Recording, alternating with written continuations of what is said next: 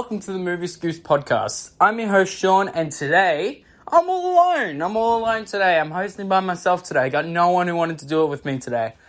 So, you know what? We're going to start off with something different. We're going to start off with the reviews first and then the news later.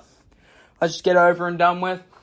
Alright, today we'll be talking about the CW. For those of you who don't know what the CW is a film company that produces TV shows for Warner Brothers, such as the Arrowverse and Riverdale. Now, this TV station has had some good stuff that they produce. Arrow, fantastic, maybe had a few bumps in its series, a few bad seasons, but, you know, it ended off very well, very watchable, loved it. They had The Flash. The Flash, that's a good show. Nothing really much to say about it, apart from has its ups and downs, as most shows would. And worth a watch. Probably the one show from the CW that I'm actually, on board with, and I have seen and watched, and I probably love. Ooh, that's a bit of a burp there. Is DC's Legends of Tomorrow. Now, I'm going to talk about Legends of Tomorrow a little bit more because this is probably the best show on the CW at the moment. It's very fun, it doesn't takes itself seriously as much as Flash and Arrow. It's a time-traveling show, and they just do the stupidest things on the show, and yet it's still entertaining, and you still love the characters. As most shows, it had some ups and downs, but it's really started to know itself as a show around the season 3 mark. Because rather than just bringing characters from the other shows in the CW that weren't really popular, like Sarah Lance, the Atom, Mickey Rourke, not Mickey Rourke, the fire guy from The Flash, I've forgotten his name. They've brought in people like Kid Flash, and it's just become such a good and watchable show that I'd really suggest going to go see it. And now that they have characters like John Constantine in the show, who is a sarcastic yet funny and lovable warlock, wizard? I'm not quite sure what you'd call him. But yeah, lots of fun, very good show.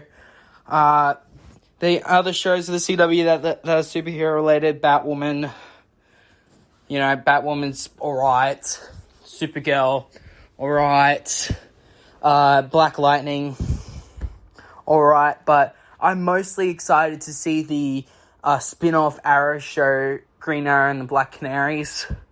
That's exciting. They're having a Superman and Lois Lane TV show coming out next year. Actually started filming this week.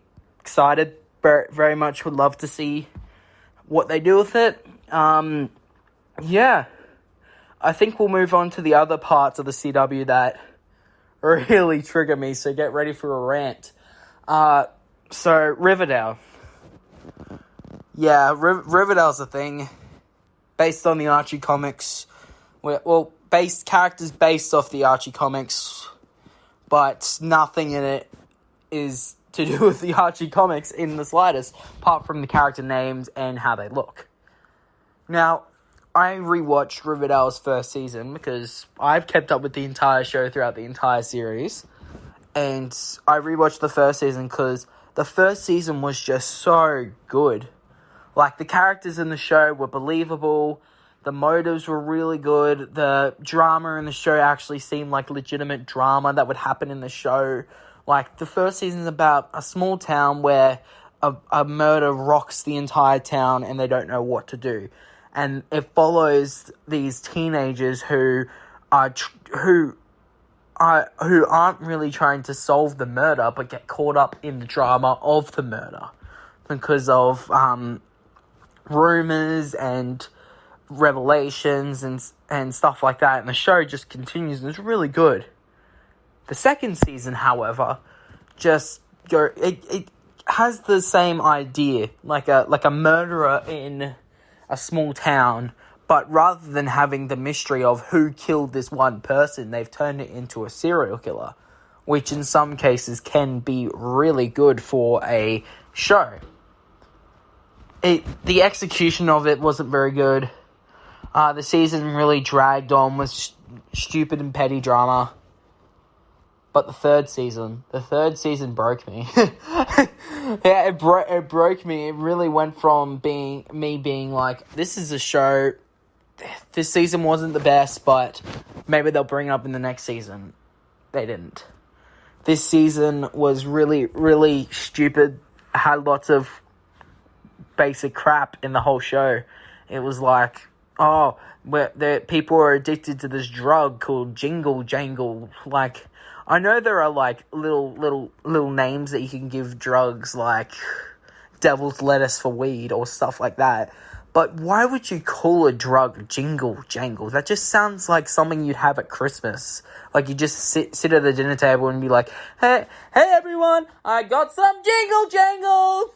And then it's just a stupid name for a drug. I know I really shouldn't be talking about how a name for a drug is just stupid, but it's just the main theme of the season. Like, these kids are obsessed with this drug and it's giving people seizures, and like, they're obsessed with this D&D-esque game called Gargoyles and Dungeons and Gargoyles, I don't really know.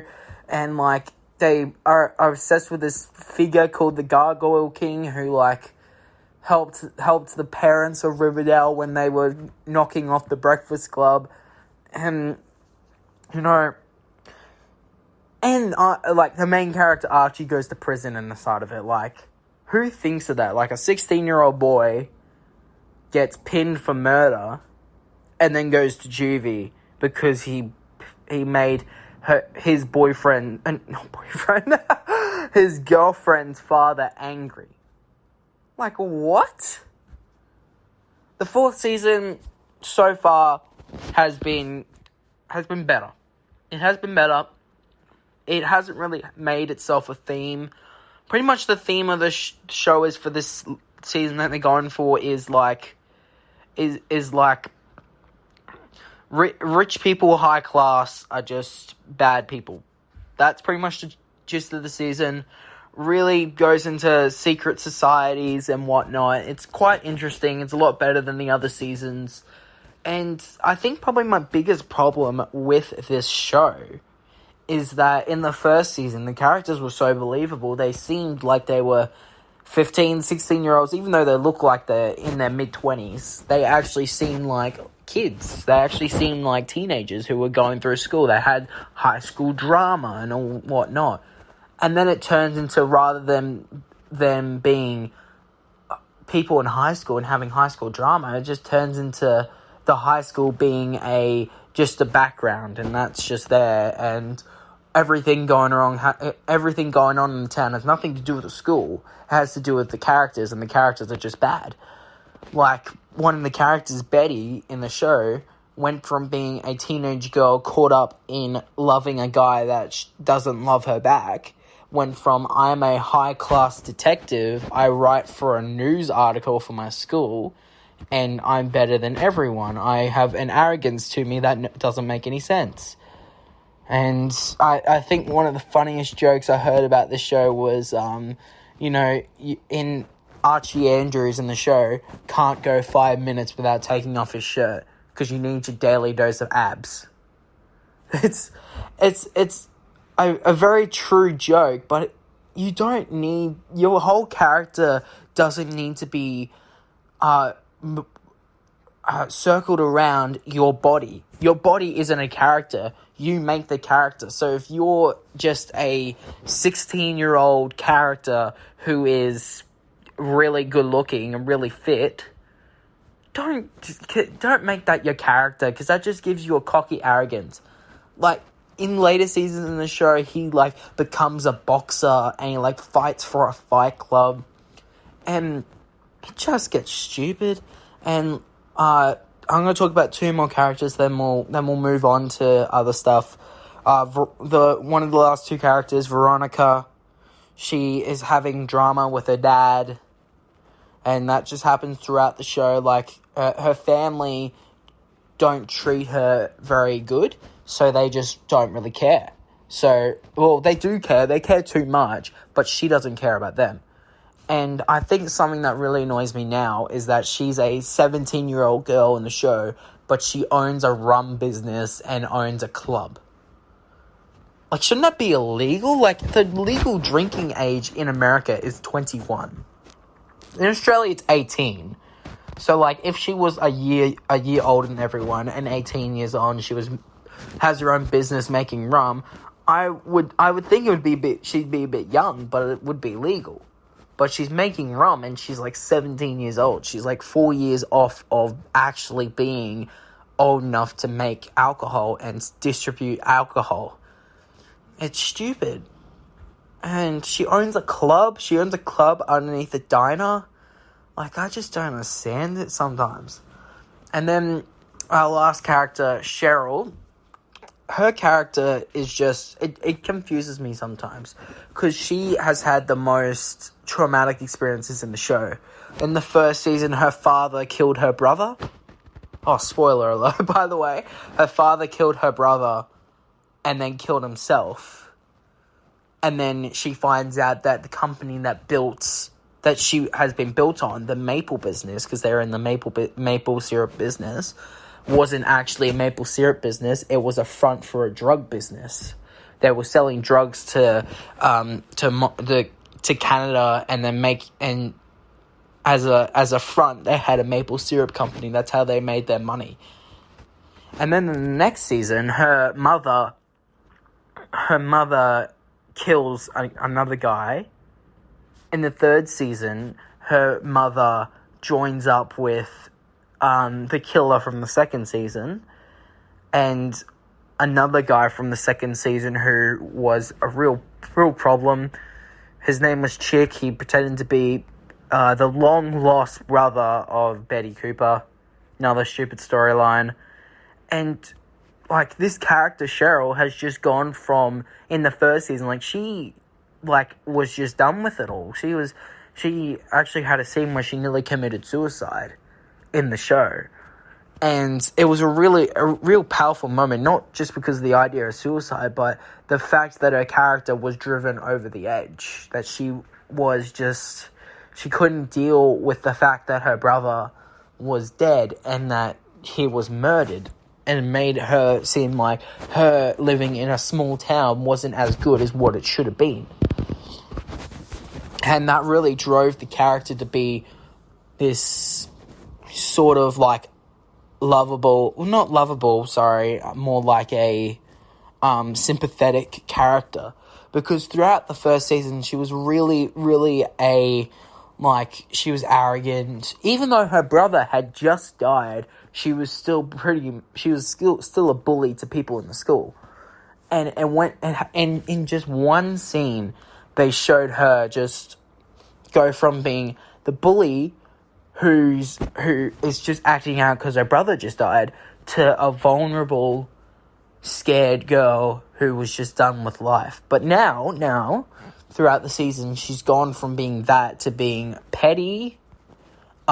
She seems fine with the fact that her mother has killed a whole bunch of people, fine that her father killed her brother. She ends up digging up the grave of her brother and bringing his dead body into the house. Like, how weird is that? Anyway, rant over. Sorry for that. We just had to get it over and done with, because if at the end I was just going to be too tired to go through it. Let's go into the news. Let's start off and let's talk about it. The Black Widow movie will not be delayed due to the coronavirus. Like last week, we talked about how No Time to Die has been delayed from April to November due to the coronavirus. And Black Widow has gone, nah, we're going to do it anyway. Deal with it. And I'm really excited because this is the first female-led Marvel movie. And I've been looking forward to this movie for ages. And the fact that No Time to Die has just gone from being there to being coming out in a month's time to just being, nah, we're not going to release it until November because of the coronavirus. Like, I understand that the coronavirus is a pretty big thing going on in the world right now. But you don't delay a movie for like 6 more months due to something like that. That's just my 2 cents in the situation. Like, you can't just move a movie back 6 months and be like, yep, we're doing it right now. To be honest, I think it's just an excuse to say that they haven't finished the movie and that they didn't finish the movie in time, and that's why they're delaying it. That's my 2 cents. Okay. Christian Bale has been confirmed as the villain in Thor, Love and Thunder. Tessa Thompson confirmed in an interview saying that Christian Bale will be the villain in Thor, Love and Thunder. I'm excited for this. I mean, Christian Bale hasn't been in the MCU. He played Batman, and I'm just excited to see him in the MCU. I don't know what character he'll play, but I really hope that it will be like someone really cool. Like, I want, like, Kang the Conqueror would be awesome. Even can you imagine Christian Bale as Galactus? Oh, there's so much potential, and I'm so excited now for Thor, Love and Thunder. Like, I wasn't excited, but I was so excited before that Taika Waititi's coming back, and Natalie Portman's coming back, and she's going to be Thor, and I'm just so excited. But speaking of Thor, Love and Thunder, Vin Diesel confirmed that the Guardians of the Galaxy will appear in Thor, Love and Thunder. And he also said that Groot will become Alpha Groot. Whoa. Like, I can't believe that. Like, Alpha Groot? I mean, like, we have normal Groot. We've had baby Groot. We have teenager Groot. What's Alpha Groot going to look like? Is he just going to be like one of those big old trees? Is he going to be like the tree people? Like, from Shrek? You know, the tree people? Is he just gonna? Is Groot just gonna be this tree person who just walks around? I don't know, but I think a lot of people, when they heard that the Thor movie is coming before the Guardians of the Galaxy movie, since Endgame ended off with Thor going off with the Guardians, it just seemed like, why would you do this when we already have a movie planned? When we already have a movie planned at the end of this movie. Why would Thor go off and do another movie if he's with the Guardians? But I think now that they've actually included them, maybe in a few scenes, maybe just Thor being like, I need to do this alone, and something like that. Fine, perfect. Excited to see Alpha Group. Let's move on. The Flash movie is scheduled to film in September of this year. Now, The Flash, Ezra Miller, I think he was a great Flash. Really excited to see what he's doing, but they haven't cast. They've said that the villain will be the Reverse Flash, and it's going to be Flashpoint, and that excites me because I love the Flashpoint storyline. The Flashpoint storyline is one of the best animated movies and one of the best comics ever. Pretty much, if you don't know what Flashpoint is, the Flash goes back in time and messes up the timeline, and pretty much everything that happened in the DC universe just changes. Like, Bruce Wayne gets killed and his parents survive. Superman never becomes Superman. The Joker is Martha Wayne. It's just such a good storyline. Oh, Wonder Woman, Aquaman are at war. I'm excited, but they haven't cast a Reverse Flash, and I would really like to see, like, a new Reverse Flash. I know that people have been saying that the Reverse Flash might be a woman for this one, but I don't know. I would just love to see that. I just would love to see a Reverse Flash in live action. Let's move on. James Gunn said that the Suicide Squad movie won't rely on CGI. Now, I think one of the biggest problems with the original Suicide Squad movie was the fact that it relied so heavily on CGI rather than practical effects, which is what this movie relies on. James Gunn is brilliant. He's a brilliant director. I love his work. I think that he's brilliant. He's a great director, and I think that he's great. And, I've watched a lot of his movies. Guardians of the Galaxy is an obvious one that I've seen. I've seen the Belko Experiment. Even though he didn't direct it, he wrote it. I watched Brightburn. I've watched Super.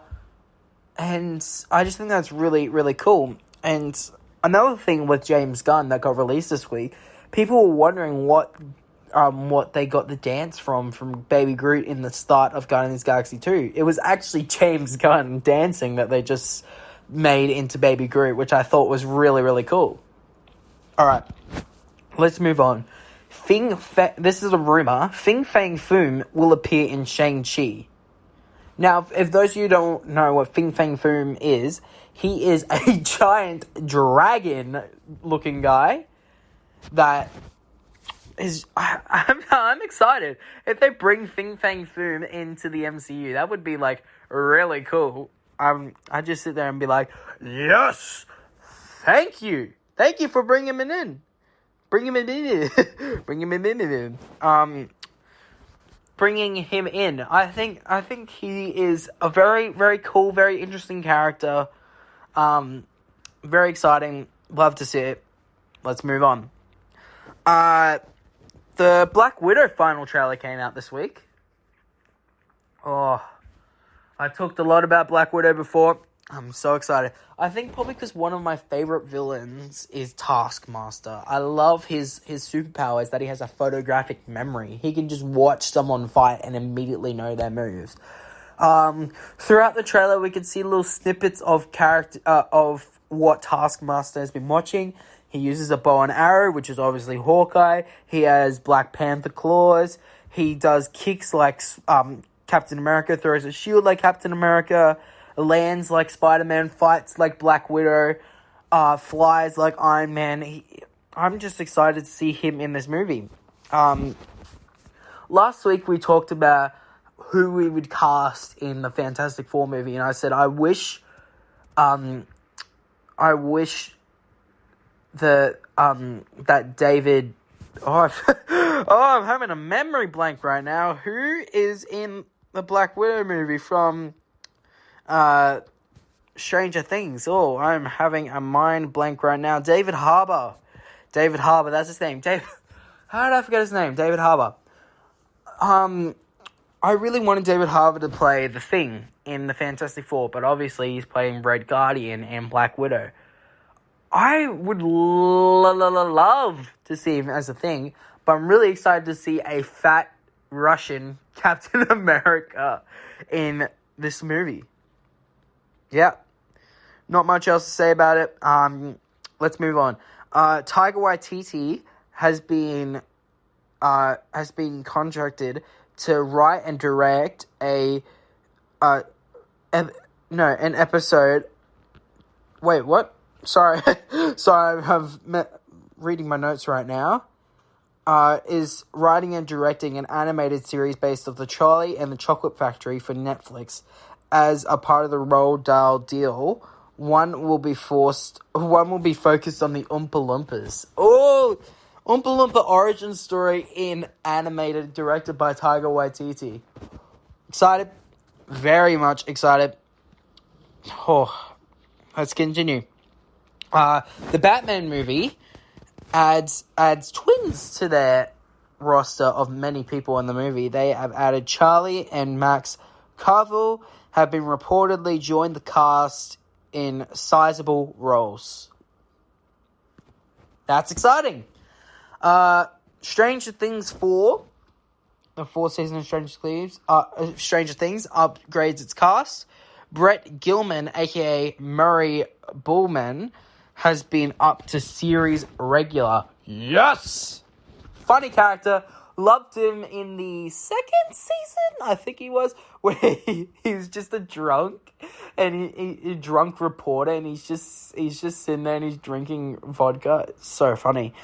Last week we talked about John Krasinski playing Mr. Fantastic in the MCU, which has been a rumor. John Krasinski went on an interview and said how he hasn't been asked anything. Like, this is what he said. This is a direct quote. In Kevin Feige, I trust. I'd never pretend to know what he's thinking. But if he's thinking about it, I'd be psyched. I believe in me to direct, then maybe I'd think about it. But it's one of those things that they have it down so well, I wouldn't mess with it.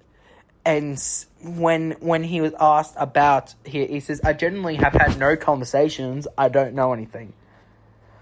I feel like that if they don't cast John Krasinski as Mr. Fantastic, they've just ruined the... Like, Marvel have had a track record of casting great people, but none has been as perfect casting as John Krasinski as Mr. Fantastic. Like, you can't get enough of it. He looks just like the character. He has played a smart guy. I reckon he'd play it to perfection. I just feel like that they need to add this character in. If not, they're just gonna ruin this. Let's move on. The Last of Us is getting a HBO TV series. Oh my goodness. The Last of Us, which is like, is a game written and made by Naughty Dog, the people who made the Uncharted game, which they're already making an Uncharted movie. This is probably their most popular game ever, The Last of Us game. It's like The Walking Dead in that it's based on a post-apocalyptic world, but it's a really good game, and I'm just excited. They've got the writers from Naughty Dog actually writing the script for the show. I do have a worry that it will be like it will turn out to be like The Walking Dead in esque. Walking Dead esque. That's my only problem with the show. I do think that it won't benefit the show very well. I do hope it will be good. Yeah. Not really much else to say about it. I'm excited. Let's move on. Ben Stiller is not in the Fast and Furious 9 movie. Stiller squashes fake rumor about him joining the film. And he said, not at all true. Sadly, I wish them well. Now, we talked about the Fast and Furious movie and how it makes no sense and how the series has just gone from being really fun, really cool, to just being really stupid and really annoying. And, Ben Stiller in the cast, I feel like he would not fare well with the show. And there's not really much else to say about it. Like, with the movie, like, we've got characters like Vin Diesel, we got The Rock, we've got John Cena now in the show that are just such a big guys. There's not really much room for comedy in the show. Not the show, the movie. They have had comedy bits in it, but not really much you can do about it. Melissa Benoist and the person who plays Supergirl in the CW show, and Chris Wood, her husband, are having a baby. She is pregnant. That's exciting. Always good to find out an actress is pregnant. Very, very much excited. Oh, I'm really off today. Let's talk about the Alison Brie situation. It has been reported that Mark Ruffalo has already signed with Marvel Studios to return as Bruce Banner in the She-Hulk series. Last week we talked about how it was going to be a rumor, and it was a rumor, and it hasn't been confirmed, but it pretty much has been confirmed that it will join. It will join the series, which I feel like they should have. That it's perfect in the first place. I'd really love to see how they're going to continue the story of Hulk after Iron Man's death, him as Professor Hulk. As we talked about last week, it just doesn't seem very I don't feel like Mark Ruffalo's character can go through a movie by itself. Like, he can't lead a movie by itself. That's the Hulk. But I feel like as a side character, he's perfect. And I'd be really excited to see him in that role. All right, let's move on.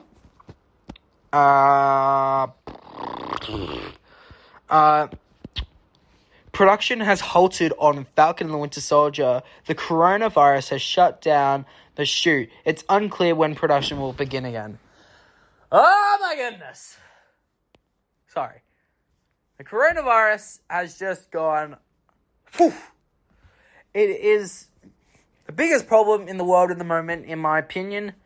In Australia, people have been have been buying up a storm of toilet paper in the stores for some unknown reason. It's really stupid, but the fact that it has delayed one movie and now it has halted Falcon and the Winter Soldier, like, they're probably going to delay it from coming out in August. Like, it's really stupid. WandaVision has finished, but apparently this TV show has not finished. Like, it just makes me kind of angry that they are... I understand the concerns. I understand the concerns very well. But, like, if you gotta compromise. Like, if you're filming in a location that's not doing very well, film in another location. You gotta compromise. Get the thing done so that we can continue this series, because it's supposed to come out in August, and it's not done filming yet. Which means it only has like 3 or 4 months to edit it before it comes out. And they haven't even finished. Alright, let's continue. Dracula is the next monster reboot in the Dark Universe. Universal and Blumhouse will resurrect Dracula next for the series. Now, if you don't know what the Dark Universe is, it is the universe that has been created from the Mummy movie. The Mummy remake movie that was crap. It was terrible. It made the bad movies of the Mummy trilogy, you know, Mummy 3 and Mummy 2, look like masterpieces in comparison. Like, I feel like when they were making the movie, you'd be thinking, oh, Tom Cruise, that's going to be cool. Russell Crowe, even better. We're going to have a really good and funny experience in the Dark Universe. But nope, we get that piece of crap. But then they released The Invisible Man. The Invisible Man is actually a really good movie. We'll be talking about that next week, so tune in then. But The Invisible Man, great movie. Great. I can't talk about it without spoiling it. It makes me angry. But I'm excited to review it next week. But the Dark Universe, it just seems like every film company is trying to make their own universe since Marvel has just made their universe. Like Marvel is the high standard of great universe movies. The Fast and Furious movies try to do that. It doesn't work out very well. For those of you who don't know, the Amazing Spider-Man movies were meant to have a universe. Like, they were going to make a Sinister Six movie. They had like 8 movies planned, but because of how bad the Amazing Spider-Man 2 was, they went, nah, this is a non-profitable thing that we're doing, which is a great decision, because that way they return the Spider-Man to Marvel. And that was probably the best decision Sony has made, movie-wise, in years. But the Dark Universe, I'm not so sure how they're going to be able to pull off a Dracula movie. Like, they tried to do a Dracula movie a few years ago, it was crap. Just, if you bring out more movies like The Invisible Man that are good, suspenseful, powerful in its way of making the audience fear and concern about the main character, then that's perfect. But Dracula is just a character that people have seen and done over and over and over and over and over and over and over again.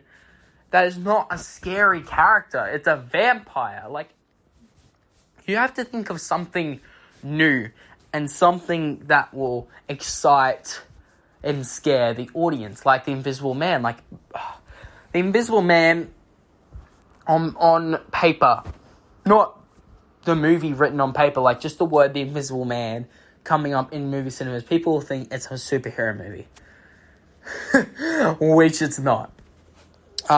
Let's move on. Why Black Widow came after Endgame and not before? And this is a quote from Kevin Feige. Because breaking out for a standalone film that takes place in the past didn't feel right before Endgame. Which I believe is true. I feel like if they had made a Black Widow movie straight after Captain America Civil War, it wouldn't have felt as wanting to watch as other movies were. Like Black Panther came out, and Black Panther was like, we need to know more about this character. We need to invest in this character.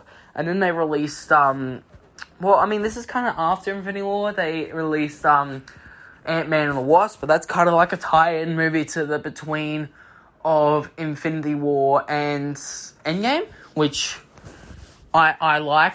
But, like, to be honest, people wouldn't care about the character of Black Widow in a movie. I say this with the biggest hurt in my heart, because I would love to see a Black Widow movie beforehand. But people wouldn't want to see a Black Widow movie before Endgame.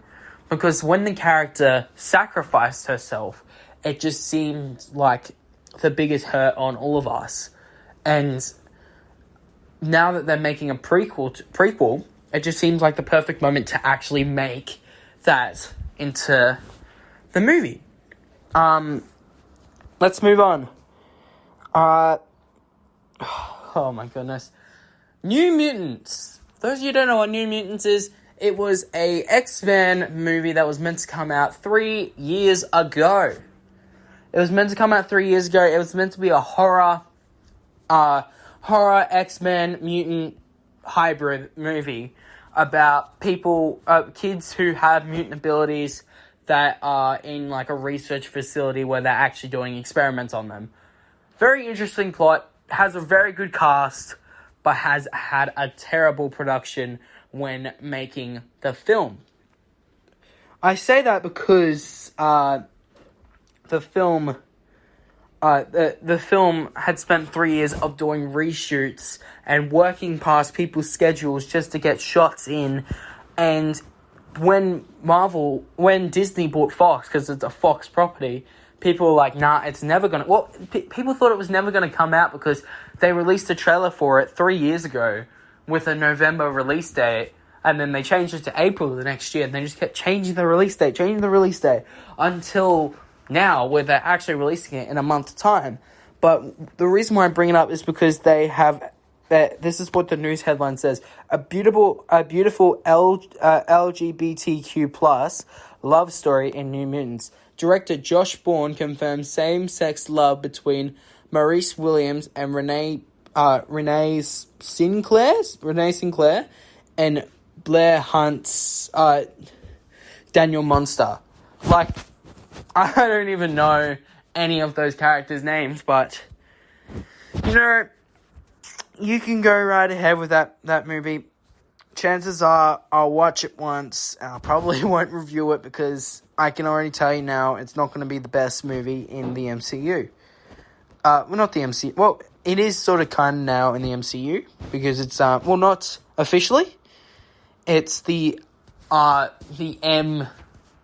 Marvel universe, but not not in the MCU. If that makes any sense in the slightest. I'm sorry if it doesn't. Let's move on. Let's go back to the Flash CW show.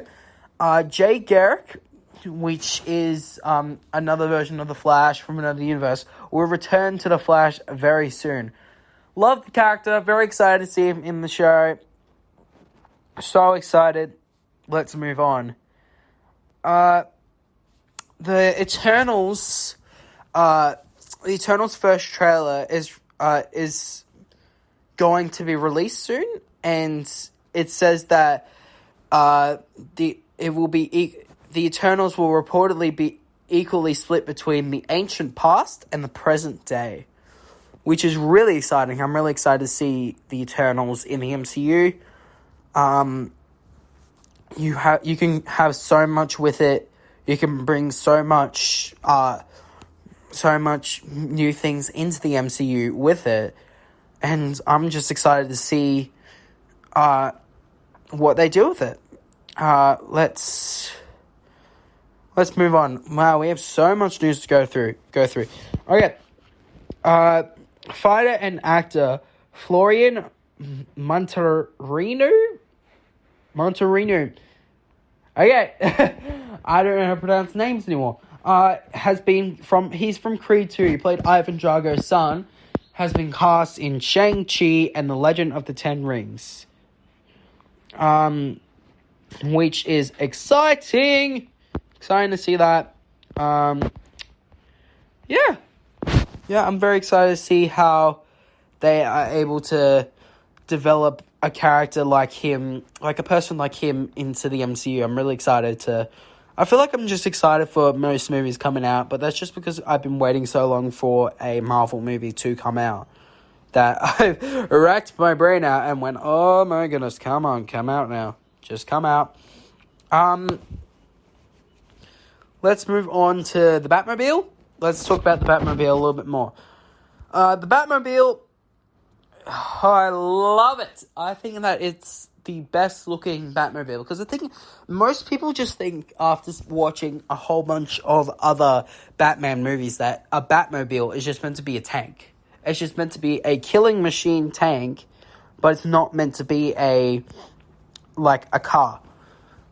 And you keep in mind that in this movie, they're meant to be in year two of Batman. Batman's only been around for 2 years. So I'm really excited to see this movie. I keep saying that. I keep saying I'm so excited because I am. I'm just so excited to see this movie. I'm excited to see it, and I just really, really want to see it. Why does it have to come out in a year time? Ugh. All right. According to The Hollywood Reporter, Sam Raimi has signed to direct Doctor Strange and the Multiverse of Madness. This is what they have said. In a bit of movie-making irony, Sam Raimi was at one time attached to direct Bermuda. Raimi recently signed on to helm Doctor Strange and the Multiverse of Madness after Derrickson exited. That was the previous director that exited the film earlier this year. Bermuda, centered around the Bermuda Triangle, had a script from Doug Moreau and Carlo Bernard. When Raimi was attached, Derrickson and his writing partner, C. Roger Cargill, will rewrite the script. That's funny. Exciting. I said a few weeks ago, I just love Sam Raimi. I love his movies, and I just am excited to see him direct the movie. I feel like he will do an amazing job. Let's continue. I'm going to talk about the Clone Wars for a bit. So the first 3 episodes of the Clone Wars have come out. Really, really, really good show. If you could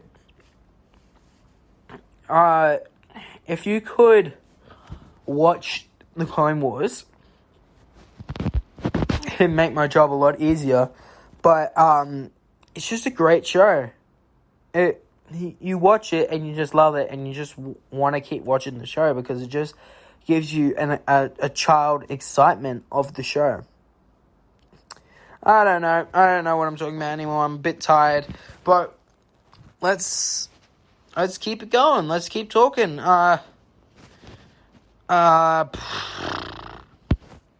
Jeez.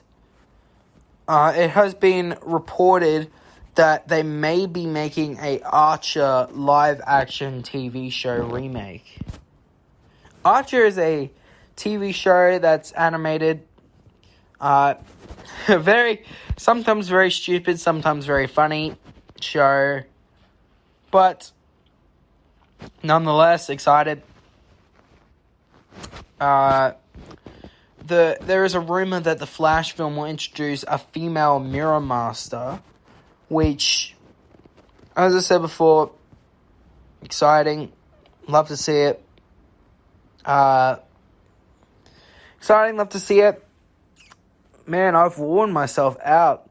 Luckily, I did the thing beforehand, did the review beforehand, because otherwise I would be dead at this point. But nonetheless, movie, great, looks good. Can't wait to see it. Hopefully it's good. Hopefully it's not bad. And let's keep going. I've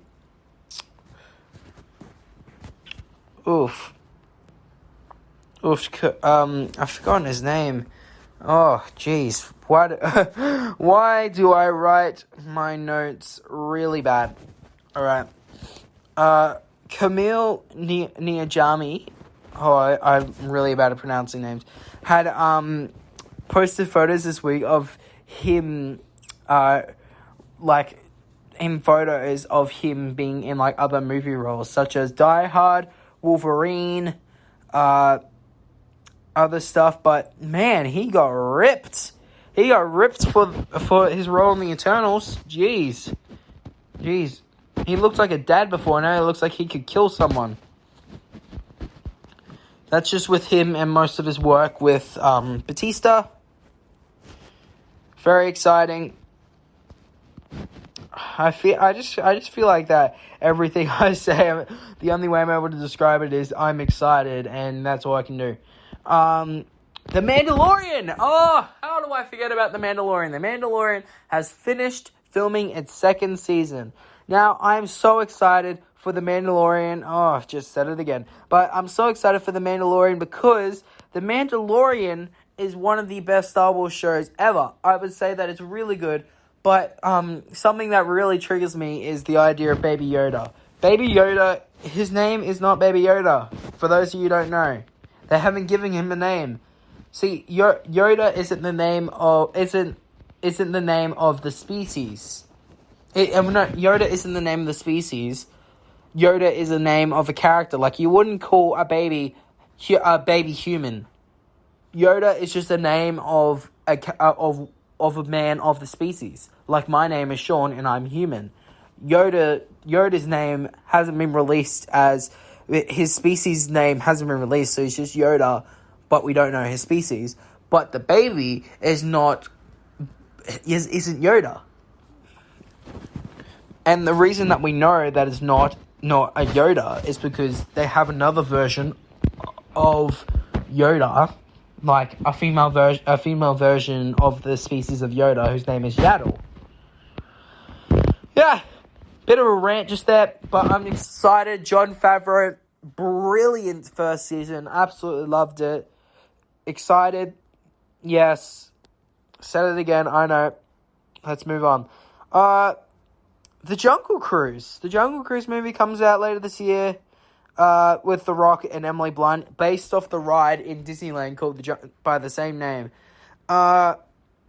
I'm not really, only time I'm ever going to say this, I'm not excited for this movie. I think that it's just a Disney movie made to make money, which is what every movie is, but this one is solely not to entertain, but just to make money. It won't make its money back, and yeah, don't think it will be good. They released this week for the season 2 of The Boys, a new character.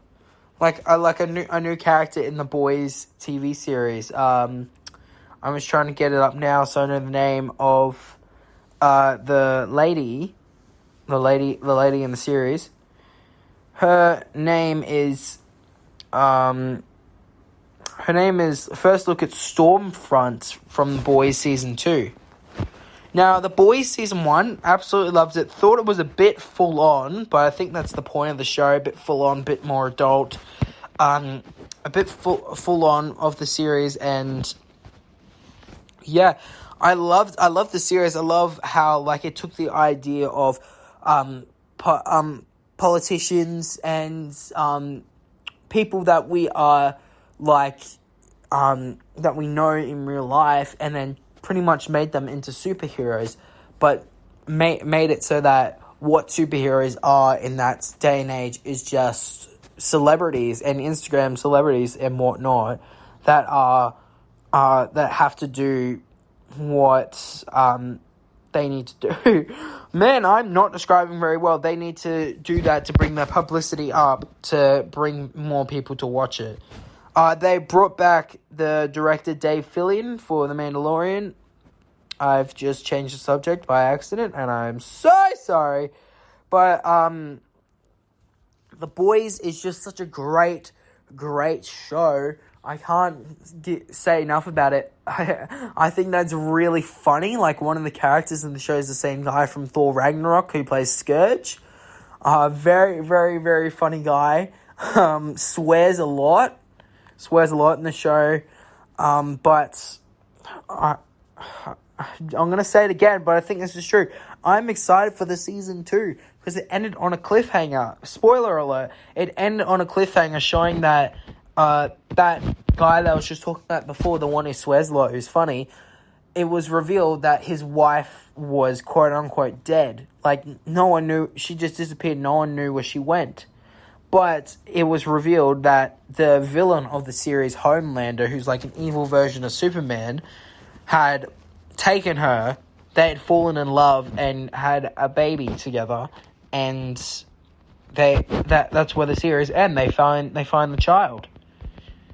So, wow, like, I'm just excited. Why do I keep saying that? I'm so ecstatic. There we go. It's ecstatic that they have brought him back. That they're continuing the show. Absolutely loved it. Thought it was amazing, and wouldn't suggest it enough. Moving on. Recently this week I had started watching the Harley Quinn animated TV show. Now, I didn't know what to think of this when I first started watching the show, but man, it's actually really, really good, really funny. Definitely not for children. Lots of swearing, lots of F-bombs throughout the entirety of the show. It has Kaylee Kuaku, I think that's how you pronounce her name, from The Big Bang Theory. She plays Harley Quinn. There's lots of characters in it. There's the Joker, Batman, Jim Gordon, Poison Ivy. It's just such a funny little TV show. I would really suggest watching a few episodes of it. It's really quite funny. Like, there was an episode that I watched where Harley Quinn is trying to rob Wayne Enterprises, and she has her own, like, gang that is full of characters: Clayface, Poison Ivy, Professor, I forgot what his name is, Professor something. He's like a little guy who has powers with mind. Don't really know what his name is. I've seen him before, just don't know what his name is. And King Shark. And if you don't know what King Shark is basically this character that is a man combined with a great white shark, and he's massive. But in this show, they made his character to be like a tech guru, so like he knows everything about tech. And so when they're breaking into Wayne Enterprises, they get him, he's like walking through the tech area, and he goes, I just want to thank you guys enough. I can't thank you guys enough. You're finally giving me time to be able to do my passion and my passion. And then there's a guy working on a computer, and he just walks over and bites his head off and just sits there and continues talking. Like, throughout the entire show, he's the funniest character, most passive character in the entire show. The only time when he goes off is when he smells blood. But he's like walking through it like, yes, thank you guys for being, for letting me do my passion. Let me pursue in my passion. And then he just bites this guy's head off and doesn't say anything about it. I would love for you guys to go see this show. Very, very, very, very, very funny. Very funny. Lots of swearing. If you like that sort of stuff, it's actually really funny. I can't suggest it enough. All right, that's going to do us for the podcast. Thank you for listening, and I'll see you next time.